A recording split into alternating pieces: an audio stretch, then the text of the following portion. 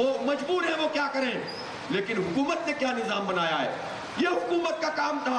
اور پاکستان میں ایسا ہوتا تھا کہ جب امیر اور غریب کا بچہ ایک ساتھ سرکاری اسکول میں پڑھتا تھا، ایک جیسا معیار ہوتا تھا، ایک جیسی اپورچونٹی ہوتی تھی۔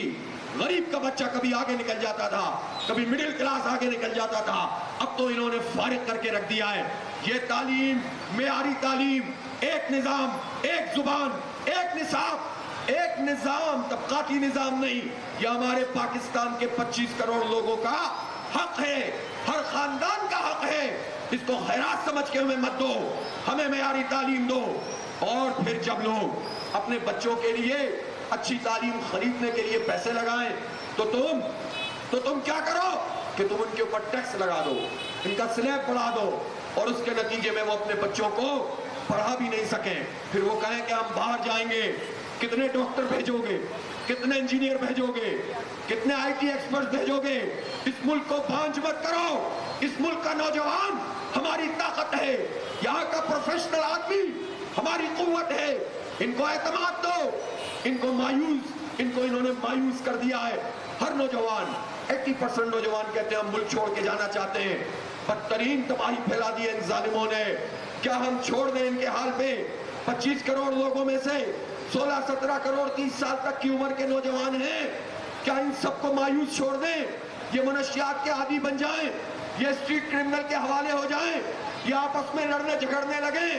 ان کو امریکی CIA، ان کو بھارتی راکٹ پروردہ، یہاں ان کے مقامی ایجنٹ کبھی قوم پرستی کے نام پر، کبھی مذہبی انتہا پسندی کے نام پر اپنے ساتھ ملا کر دہشت گرد بنا دیں، پہاڑوں پہ چڑھا دیں، اور تم پھر آپریشن کر کے گیہوں کے ساتھ گھن بھی پیس دو، اور پھر کہو کہ یہ ہماری رٹ ہے۔ یہ دھندا نہیں چلے گا، نہیں چلے گا۔ اب تمہیں حق دینا پڑے گا۔ حق دو عوام کو، حق دو عوام کو، حق دو عوام کو، حق دو عوام کو، حق دو پاکستان کو، حق دو پاکستان کو۔ بدلو اس نظام کو، بدلو اس نظام کو، جینے دو عوام کو۔ میرے بھائیوں، یہ نہیں چلے گا۔ یہ جو حکمران طبقہ ہے، انگریزوں کا پروردہ طبقہ، آج تک ہم پر مسلط ہے، اور انہوں نے خاص قسم کی اپنی ایک انٹرپرائزز بنائی ہوئی ہے، اور یہی لوگ بدل بدل کے حکومتوں میں فوجی ڈکٹیٹر آئیں تب بھی یہی ہوتے ہیں، نام نہاد یہ آ جائیں سیاستدان تو تب بھی یہی ہوتے ہیں۔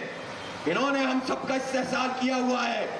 تو آپ کے خیال میں حالات کو رحم و کرم پر اسی طرح عوام کو چھوڑ کر ہم اپنے دفتروں میں کام کرتے رہیں، ہم اپنے روٹین کی خدمات انجام دیتے رہیں، تو یہ تو نہیں چلے گا۔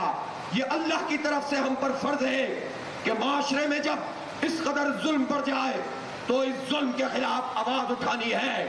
یہ ہم فرض سمجھ کے کرتے ہیں، یہ دھرنا بھی ہم عبادت سمجھ کے کر رہے ہیں، الحمدللہ۔